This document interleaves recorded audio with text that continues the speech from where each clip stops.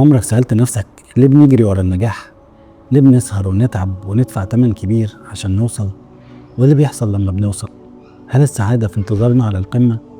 وليه كتير من الناس اللي احنا شايفينهم على القمة بنكتشف انهم حاسين بفراغ من جواهم؟ انت عارف ايه اكبر مثال على النجاح في التاريخ؟ قصة قارون نجح في جمع ثروة عظيمة بنص القرآن، بل وكان مثل أعلى لطالبين النجاح في الدنيا. ربنا بيقول: فخرج على قومه في زينته قال الذين يريدون الحياة الدنيا يا ليت لنا مثل ما أوتي قارون إنه لذو حظ عظيم. يا سلام، يا ريت عندنا زيه. هو ده النجاح. لكن ربنا ذمه وذم نجاحه وفلوسه. إن أنت تسعى وتنجح في الحياة دي ده شيء ربنا كلفنا بيه، وربنا قال: إني جاعل في الأرض خليفة. إنك تبقى خليفة للرحمن في الأرض، فده شيء في حد ذاته مشرف جدا للإنسان ومحفز إنه ينجح ويترك أثر جيد في الدنيا. بس يعني إيه نجاح؟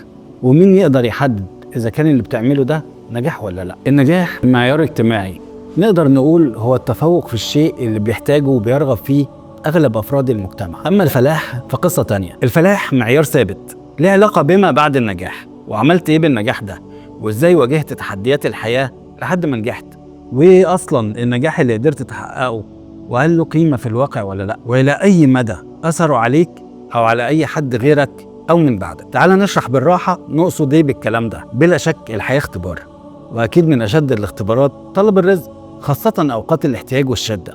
وأكيد من حق كل إنسان إنه ياخد بكل الأسباب عشان يكفي نفسه وأهله وما يحتاجش لحد. بس إنك تاخد بكل طريقة دي حاجة، وإنك تاخد بأي طريقة دي حاجة تانية. النية دايما نفرق كبير. أنا ماشي الطريق ده ليه وعايز أوصل منه لإيه؟ لما بيكون النجاح في حد ذاته هو الهدف، أحيانا كتير بتغمض عينيك عن قناعات وثوابت عندك علشان تحقق النجاح ده. ممكن تتنازل عن مبادئ وتعمل حاجات كنت بتنتقدها لو لقيتها هتوصلك أسرع. وهنا بتكون عامل زي القطر اللي وصل المحطة بدون سواق، لا في سواق نكرمه ولا في معنى لتكريم القطر. والنجاح بيفقد قيمته جواك، بيبقى أشبه بدايرة مفرغة ويبدأ يظهر لها تاريخ انتهاء. شوية بتدور على حاجة تانية تحاول تعملها تملى بيها الفراغ اللي حاسه جواك، وتبتدي تدور على هدف جديد. ولأن الدنيا كل يوم بتتقدم هتفضل تجري ورا الجديد فيها، وعمر ده ما هيديلك إحساس الشعور بالامتلاء الداخلي والسلام اللي بتحلم بيه. ولو فشلت مرة بتحس إن الدنيا كلها اسودت وإن حياتك كلها اتحطمت وكل اللي حققته كان ملوش قيمة. لأنك بتستمد إحساسك بالنجاح من الناس اللي وقت الفرح بيتلفوا حواليك، أو من الحاجات المادية اللي بتحصل عليها.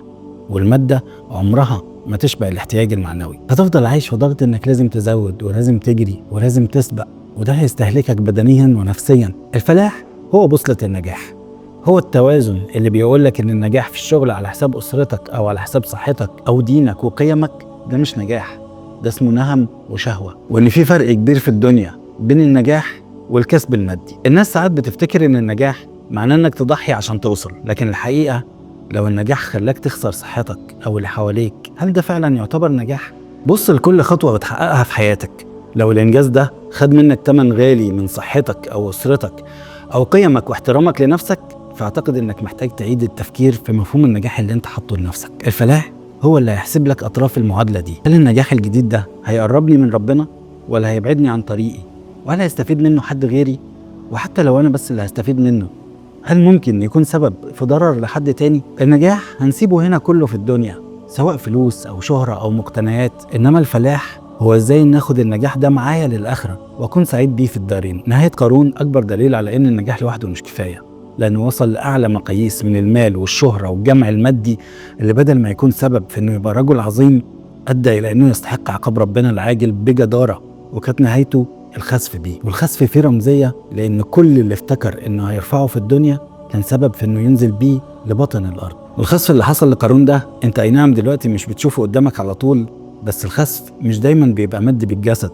في ناس كتير وصلوا لدرجات عالية في الدنيا، ولما تكبروا واتغروا ربنا خسف بيهم الأرض بسمعتهم وشغلهم وعقلهم، وفضلت أبدانهم قدامنا عبرة. على الجانب الآخر ربنا ادانا مثال للفلاح، سيدنا سليمان اللي ربنا سخر له الدنيا بإنسها وجنها والريح والطير والحيوانات وحتى الحشرات. ولكنه لما سمع الرجل بيقول يا لملك سليمان قال يا هذا لتسبيحة منك خير من ملك سليمان، فتسبيحتك تبقى وملك سليمان يفنى. ولما رأى عرش بلقيس مستقر أمامه قال هذا من فضل ربي ليبلوني أشكر أم أكفر. ده واحد عارف هو رايح فين، كل ده ما شغلش باله ولا شغله عن ربنا. وفي كمان سيدنا يوسف وذو القرنين وأمثلة كتيرة ربنا ضربها لنا على الفلاح وتسخير النعمة والنجاح في خدمة ربنا. عشان كده ربنا دايما بيدعونا للفلاح. أولئك على هدى من ربهم وأولئك هم المفلحون. واتقوا الله لعلكم تفلحون.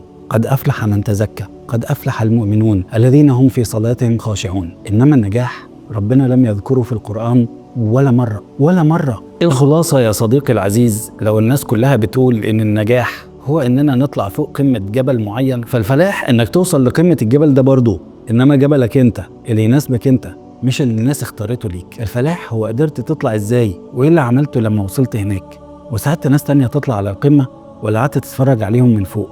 ولما وصلت لقيت مين مستنيك ومين اللي شاركك الاحتفال وعلاقتك بيه عاملة إزاي. النجاح هو الوسيلة، إنما الفلاح هو الغاية. فرق بين الناس تحبك وتحترمك عشان اللي انت بتعمله، وبين انك تدور هم بيحبوا ايه وتروح تعمله. فرق انك يوم ما توصل تبقى عارف انت هنا ليه، وفرق انك تبقى تايه ومش عارف الخطوة الجاية ايه. فرق انك تبقى مستني مردود الناس على تصرفاتك، وانك تبقى عارف ان كل خطوة بتمشيها لو ما خدتش غيرها في حياتك كلها فهي كفاية، وعارف انها توفيق من ربنا وراضي بعطائه مع اجتهادك. فرق بين احساس الفلاح الدائم وبين احساس النجاح المؤقت. فرق انك تبقى ناجح وما عندكش حد يوافقك على اللي انت بتعمله ولا يحتفل معاك وكل اللي حواليك المنتفعين والمستفيدين منك، وبين انك تبقى فالح والمجتمع كله فرحان بيك وبنجاحك وكله يتمنى يقعد معاك حتى لو انت متعرفوش. فرق كبير بين انك تبقى مشهور وانك تبقى قدوة. علشان كده ربنا بيدعونا كل يوم 5 مرات حي على الفلاح، عشان يفكرنا بان هدفنا في الدنيا